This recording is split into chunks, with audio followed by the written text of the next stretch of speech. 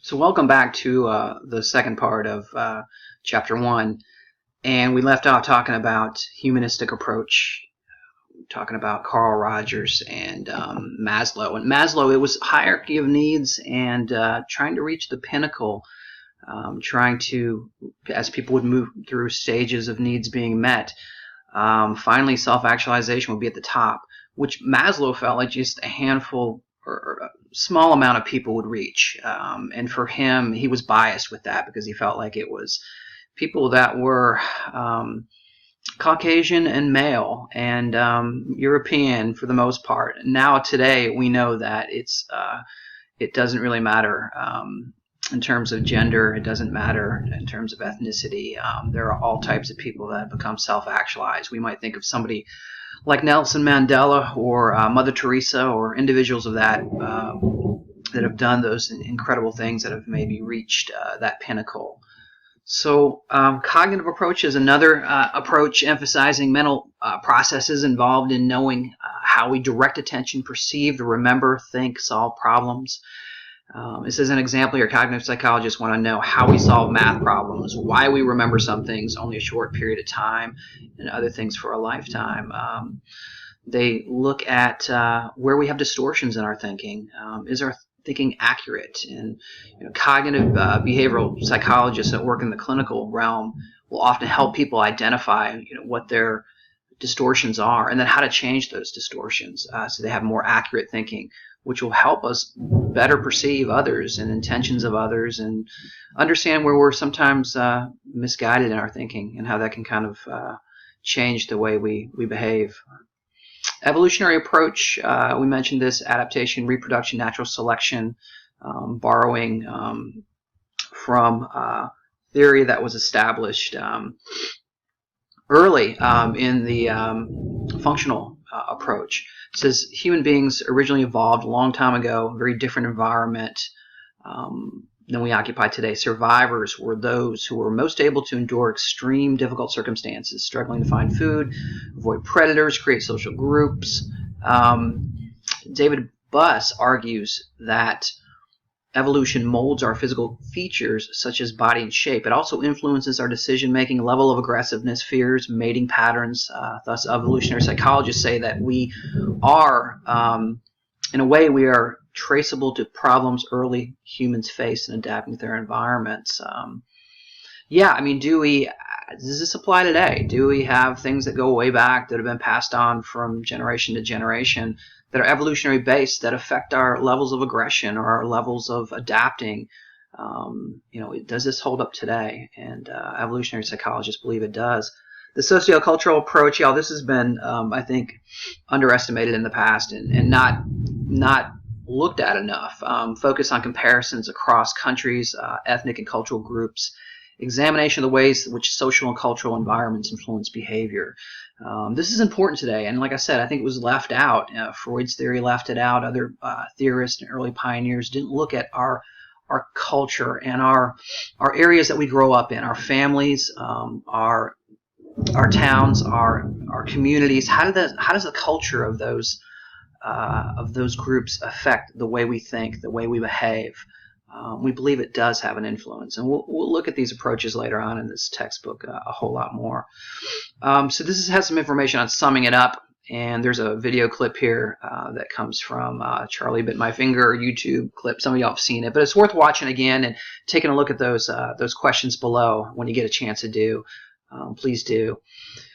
Moving on to the scientific method, y'all, I'm going to kind of go brief on this, but you've got 5 steps to it: observing a phenomenon, formulating a hypothesis or an educated guess, and then making predictions from that. Testing it through empirical research, also then drawing conclusions and evaluating the conclusions. This gives you a rundown of it, and you want to check it out in your textbook. There's further information, and we walk you through it here in the PowerPoints. And like I said, I'm going to be kind of brief on this. But you choose a variable, something to study. It can be anything at this point. You develop a theory, idea that attempts to explain the behaviors, seeks to explain why something happened. And then it's used to make predictions after that. We formulate a hypothesis and an educated guess, predict if that it can be tested, and then we find out if it in true does hold weight, that it leads to credibility to whatever our theory is. So it says a researcher who believes that social belonging is the most important aspect of human functioning might predict that people who belong in social groups will be happier than others, or might hypothesize that individuals who are excluded by a social group would be more aggressive. Each of these hypotheses would lead to specific predictions with a particular empirical study. And then we establish an operational definition, an objective definition of the variable. And then we collect the data, we analyze it, and then do the number crunching and find out if it's relevant, if it's scientifically, if it's valid. Draw conclusions. Is the theory supported? Should it be changed? Evaluate the conclusions. We want to try to get it published and get it reviewed by our peers, and then thus the ongoing research process. And we want to continue to prove results. If we're able to prove that something is reliable, that something seems to have credit, we want to do it in other environments as well. We want to conduct our research in many different areas and make sure that we can generalize the results to other locations. Types of research: you've got descriptive, correlational, experimental research. With descriptive, you're finding out about some variable. For example, what is the average level of happiness of men in the United States? The correlational research, discovering relationships between variables. For instance, are married men happier than single men? And then experimental research, establishing causal relationships. If we make men smile, do women perceive them as more attractive? So they're very different. You're going to find throughout this course different types. You'll find a lot of correlational research, but also experimental. With descriptive, here's some ways we do it: through observation or observing things. This can be in natural settings or it can be in a lab setting. Surveys and interviews are a very fast way to get information. And then case studies, as it says at the bottom, an in-depth look at a single individual, but it also can be applied to a family, and clinical psychologists often utilize case studies. Correlational research, you can see, examining whether and how variables are related. Basically, if there's a correlation, it means that they're related. And how strong are they related? Well, that's the number there. It can go from a -1 to a +1. And the closer you get to the 1 on either side of that, the stronger the relationships. So if we have you won't get a perfect score there. You're not going to have a perfect -1 or a perfect +1. But again, the closer you get towards the 1 on either direction, the closer the two things you're looking at seem to be related. Zero correlation, yeah, an example like we used to say height, the higher a male, the greater the IQ. That's zero correlation. There's no relationship between height and IQ. We know that today, but it used to be a myth. These scatter plots show you the different directions, the positive ones, the negative ones, and you can take a look at them and you can see these are, when you've got these plots closely plotted together, it usually signifies that there's a stronger relationship. But if they're plotted all over and they seem to be kind of all over the scatter plot, it seems to be a looser relationship and not as closely connected. So all four of these are close, and they're strong relationships. Correlation does not lead to causation. Remember that. Just because two things seem related doesn't mean without a doubt it's going to happen. So, we know there's a strong correlation between smoking and lung cancer. And the longer we smoke, the more we smoke, yeah, the more we increase our odds of developing lung cancer or some other type of respiratory illness or so forth. But just because you smoke your entire life, you start smoking at 15, you smoke all the way until you're in your elder years, it doesn't mean without a doubt you're going to get lung cancer. So that's an example. The ice cream study there, take a look at that. Read that in your textbook. It's really interesting. Ice cream consumption leads to violence. Should concerned citizens gather outside the local Frosty free shop? And this is basically something that we know does not happen. Ice cream, what's the third variable here? It's not ice cream, and it's not aggression or crime. Read in your textbook. There's a more logical third variable that makes sense. Longitudinal studies obtaining measures of variables of interest over waves of time suggest potential causal relationships. Causal relationships are not completely clear. Listen, the Nun study was awesome because they had so much in that subject, that group of participants had so many things in common, which made it a great group to take a look at and study. We don't often find groups that have those striking similarities that you can hold consistent. The nuns did, and you think about it, they're all Catholic, they're all women, they live in the same location, they consume, for the most part, the same diet. Their routines are very similar. There's so many things you can go into here that make this such a unique and great sample group.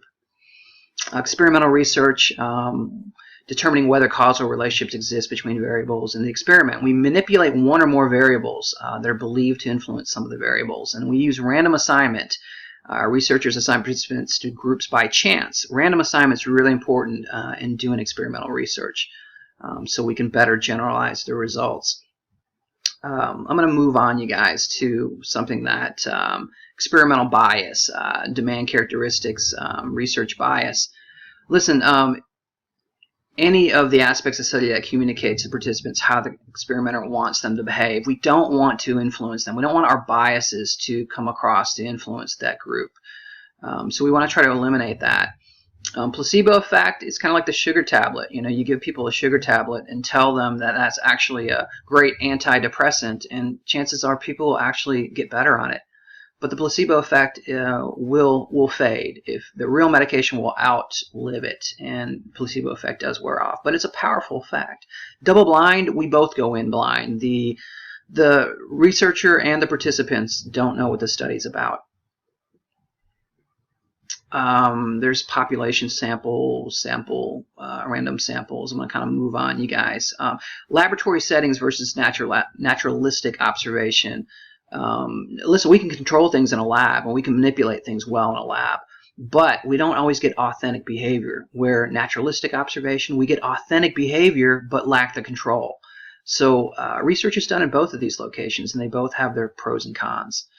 Ethics, yeah, you can read through that. Really horrible stuff done in the name of science way back. And nowadays we have an institutional review board. Here at Delgado we have one.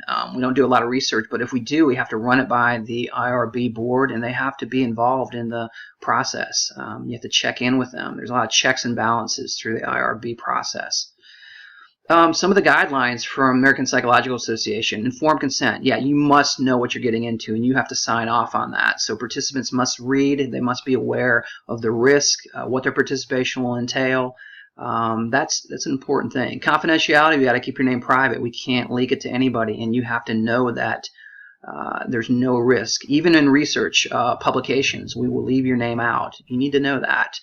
Debriefing, you need to be told after the experiment what your participation, how that affected the results, what the results were. Can deception be used? Yes, it can, and it's really needed at times. But we have to let you know during debriefing. We have to kind of let you in on what the real study was about. But we can deceive participants as long as we don't do any harm or danger. Psychology and you, avoid generalizing based on little information. Yeah, be careful with that. You don't want to take information and generalize it to other areas. We want to make sure that we're kind of picking that apart. Distinguish between groups, results, and individual needs. We also apply conclusions from a group to an individual. When you learn about psychological research through the media, you might be disposed to apply the results to your life. It's important to keep in mind that statistics about a group do not necessarily represent each individual in the group equally. Look for answers beyond a single study. Look at a lot of studies. One study can have flaws. One study doesn't always inform us. Avoid attributing causes where none have been. And then also consider the source of the psychological information. Whatever the source, serious publication, tabloid, blog, online news outlet rather, or even academic journal. Yeah, we need to take a look at those things. So that concludes Chapter 1, and we'll get into Chapter 2. I'll try to, like I say, keep these videos kind of concise and stop off at things that I think are more important for me to elaborate on. So again, we'll pick back up in Chapter 2.